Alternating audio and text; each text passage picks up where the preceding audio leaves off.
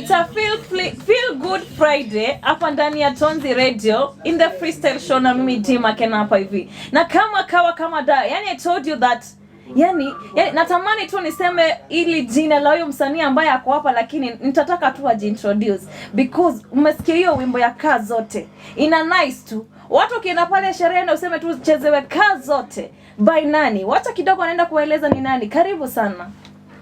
D. Mambo vipi? Fiti sana, uko aje? Niko fiti sana. Yani it's a weekend. How do you feel? Unajua kwangu nasikia tu nimefurahi. Yani ile mood iko tu juu. Wewe unasikia vipi? Hebu tueleze. First of all, I feel so humble to be here. Oh, thank you. Asanteni kwa kunikaribisha Tonzi Radio mzee. Exactly. Hebu tueleze unaitwa nani? Unajua karibu niseme jina yako lakini nikaona it's so sweet kwa mimi kuisema, heri wewe uiseme mwenyewe ndio wasikilizaji wakusikie. Wananiita Katalang Jonas thank you chungu nashika mic karungu mstari kanyungu nikitema kizungu hutokea Hey!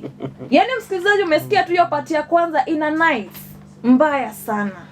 Hebu waeleze basi jina lako ni nani na kidogo unafanya okay, kwa majina yangu kamili naitwa Jacob Okumutieno. Majina yangu ya kazi yani ya sanaa naitwa Lang Katalang. Yes. Yani hiyo jina tu yenyewe, ile jina kidogo mbona ukajiita ile jina Lang Katalang? Okay, ile community ambayo natoka from where I come from. Kizungu nasema hivyo, Kizungu kigumu. Ni sawa. Katalang inamaanisha black ant. The black ant. So I sting like the black ant, or rather my art stings like the black ant. So nilijiossociate na black ant kwa sababu ni kitu ambayo ikikuuma inaanza mark fulani, yani kuna uchungu fulani unasikia based on what I do and vile mafans uchukua kazi yangu. Hebu waambie unafanya nini? Lang Katalang is a songwriter. I'm a rapper. I'm a creative writer. Oh wow. I'm an artist manager. Hey, that's so nice. Yes. Kidogo Katalang, before we arrive hapa, tulikuwa tunaongea na wasikilizaji na wauliza, why do you think hao wanaume wana take long kupropozea watu, wapenzi wao? Give us just a small view about that before we go on. I think it is the perception that, you know, the people who may appear real at first, lakini they end up, you know, failing you, disappointing you at the end of it all. So kuna watu ambao wanachukua time yao kusoma watu, watu wanachukua time yao pia kujua watu zaidi.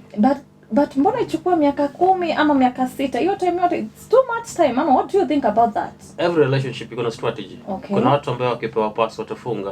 Kuna wale watakuwa wanangoja pass lakini unajua watabaki kwa uwanja. I don't really understand that. Asante kwa hilo. Sure. Turudi hapa kwa muziki. Ulianza kurap lini? I think tangu nianze kurap. Kuna watoto ambao saizi wanaelekea kupata degree. Mtoka wazalie. So I started rapping a long time ago. I went for the first time nilianza muziki 2007 kwa high school.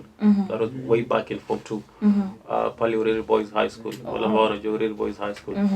And then nikaingia kwenye vikundi. I remember niliingia Delahani, nikaingia Watiaji. Baadaye nikaingia Mbegu Mbaya. And then later on in 2014 ndio sasa nikawa Lang Katalang as a solo artist. Na ile rap yako ya kwanza ulitoa ilikuwa inaenda vipi? Kidogo unaweza tueleza ama what inspired you kuandika ile rap ya kwanza?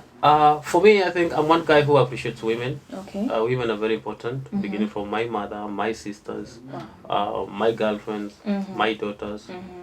And I believe women just deserve a part on the back. So hii ni ngoma ambayo niliandikia wanawake just to appreciate the women and what they do for us exactly. Na wewe wimbo uliotoa lini? Kazi zote ni wimbo ambao niliandika 2 years kabla ni record. Okay. Yeah. What took that long period of time hadi ukaenda ku record after 2 years? Because that's a long way. Sometimes as an artist ambaye anajua kile ambacho anakifanya, it's good for you to write and then you sit and say, no, I want the best production for this. So I think I was still looking for the best producer ambaye anaweza huwa ile kazi. Exactly. Na vile ulipata ile producer kidogo, kuna zile challenge ambazo ulipitia. We have got an artist wanakuja hapa wanatueleza ya kwamba when I got this producer, hakufanya vyema. Nilienda pale kidogo sikuwa na hela and then what happened? They lose your music and they don't record it for you. Wewe kwako ilikuwa kivipi? Because you took these 2 years to find the best person who can do your music. That's true. So how was it? Was it different from the rest that you had that money to get in the studio? Ama ulitolewa muziki wa aina gani? Hebu tueleze. For me, I think it was a little easier. Kwa sababu tayari nilikuwa na experience kidogo. And within my line of duty nilikuwa nishajua kwamba sio mara kwa mara unapiga producer ambaye hamjuani na yeye na kwamba kufanya kazi. Atakufanya tu kazi, yani bora kazi. Lakini producer ambaye mko na relationship na yeye, mtu ambaye mmejuana, ameunganishwa na mtu, atakufanya kazi na moyo wake wote. So it's based on relationship. So on your first journey you were a bit good? I think so, because nilikuwa lucky. Nilikutana na DJ Wandiga, who later introduced me to Alka music. Okay. Na hivyo ndo nilipona na producer Simon the Beat. Oh. How many years? About 5 years ago. Mpaka waleo. Na waleo naona una muziki mingi. You got a lot of songs. At least you zinaweza kuwa around 20 hivi, manake nimeona list ni refu. I think ziko 50 and above. After how much time have you been producing each song? Unapata msanii anatoa wimbo leo, anakawia kabla hajautoa. Hivi wewe ilikuwa vipi? Ulikuwa unatoa wimbo leo hii, unakaa maybe mwezi mmoja ama miezi mbili unautoa, ama how was your program? Okay, the thing is, unajua creativity ni kitu ambayo huwezi kuzuia. So most of the time unapata uko na idea kwa kichwa, unaenda pale studio unaiacha hapo. Maybe zita pile up for some time. And then unaanza kuzirelease pole pole. So I think that is how I do my things. Okay.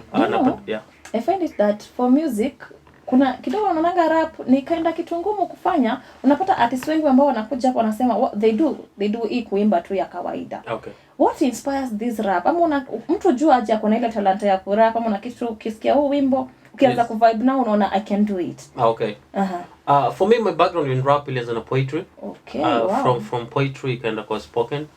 And then from spoken now, I think I was ready enough to become a rapper. Okay. Personally, I like poetry. Thank you. Ama kitambo ulikuwa umeandika any poems ama au vipi? I think that was way back. I can't really remember the lines, but I remember I did a lot of poetry. I did a lot of spoken one. What changed your mind to get into rap? Instead ungeendelea na poetry, what made you at least say mimi nataka ku rap, staki poetry na staki ama spoken word? I think siti ni kana kwamba nimeacha. Okay. But nimepatia rap kipaumbele fulani. Kwa sababu hata ukiangalia nilianza na genge music. Alafu kutoka genge music nikaenda Kapuka. From Kapuka I went to Swahili hip hop. Right now I'm doing Luo rap. So it means each and every rapper, hata ingawaje mimi ni rapper, lakini I usually take my time to advance ama ku rebrand after a short period of time. That is how you don't fade out of the market. And that awesome. Most of them don't get it. At least they should listen to you. Wasikia kwamba you can switch from one thing to another, and of this course gives you a progress. Manake ukiangalia dini yako iko na progress kubwa sana. Umechange from this to this other thing. True. At least the people listening to you wataona this is the right path to choose. Sure. Na ni nini ambacho umekuwa ukifanya kando na muziki? Kuna jambo lingine ambalo unaweza taka wasikilizaji wasikie umekuwa ukifanya au vipi? Kando na muziki, just like you said, I'm a creative writer. I'm one of the columnists to Zone 69 magazine. Wow. While I'm born at Zone 69 magazine, which is headed by DJ Wandiga. Alafu pia mimi ni manager wa wasanii. So when I'm not in studio doing my songs, at least I'm monitoring my artists doing the work. And I have a couple of them. Wengine wanacheza sasa hivi, wengine bado wanaanza. So you mentor them? I mentor them. I basically show them the right direction to take. And what challenges do you go through kama manager wa kumanage wale artists ambao uko nao? Because we have heard them complaining about their managers. Lakini hatujasikia manager hata mmoja akisema mimi upitia hii challenge na hii na hii. Hebu tueleze kidogo. One thing I know about management ni kwamba as a manager there are things you need to expect. For example, one of my artists ambaye ni Breezy Anchels, you can mjua. Huyo ambaye ameimba My Jiber with Had the Band. Oh wow, yeah. That is one of my artists. Thank you. That's so this is someone who I found when he was starting. You see, the personality of an artist when he's starting is totally different. Yeah. There is that humility and stuff like that. And then when they get to blow up, they become a brand. So what managers do, they forget that this person has already become a brand. They want to treat them like they're still starting. So that is why they go wrong. You develop as the artist develops. As the artist climbs up, you go lower. Okay. That is the secret.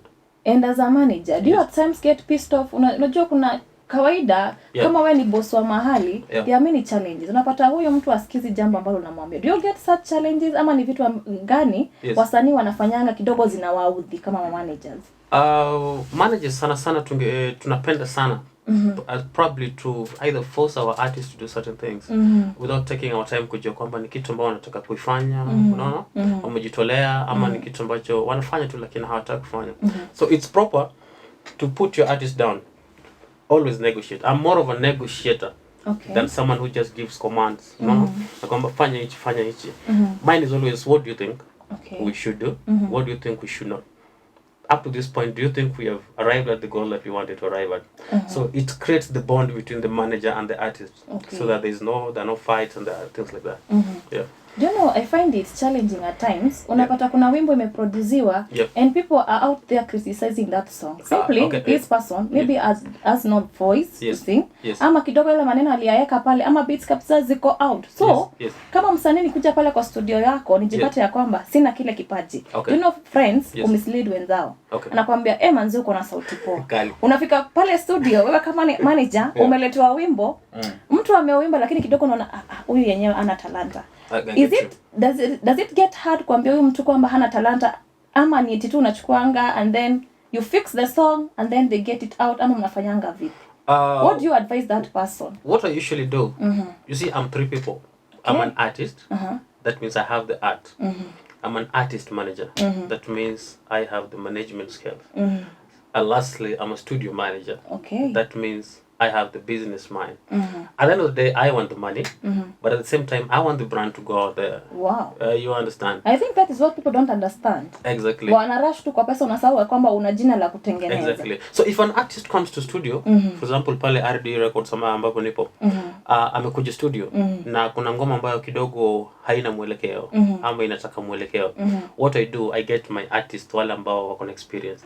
I tell them to sit this artist down, wamwambie the direction kuchukua. Wow. That is what we usually do. And kama totally mtu ana talanta, at least what do you tell them? I think it is not about talent, it's passion. You have seen in this country there are songs that zilitoka hata bila talent kuwepo. Sure. You understand? I don't want to mention names, but there are songs that zitaenda paka mainstream, zikagana up to millions of views. But from a musician who has been probably to college or to Kampo, ambaye anajua muziki ni nini, akianza kuanalyze muziki vizuri, probably 5% of it could be music. 95% could be entertainment. But you realize this 95% can bring something on the table. It means this is a viable artist. Even though that. Thank you so much. Unajua, niko glad sana umekuja hapa kama manager. At least you have gotten to talk to people. Na kidogo naona muda wetu tunayoma, so I would ask you kindly. Ungetaka kuambia nini wale artists wako pale nje ama managers wafuatilie nini katika industry? Ama what they are supposed to do and what they are not supposed to do? Yes. Ungependa kuambia nini? The truth of the matter is that ni game. But for us, music is a game without rules. Wow. You can follow any direction you want to take, but as long as you move with trends.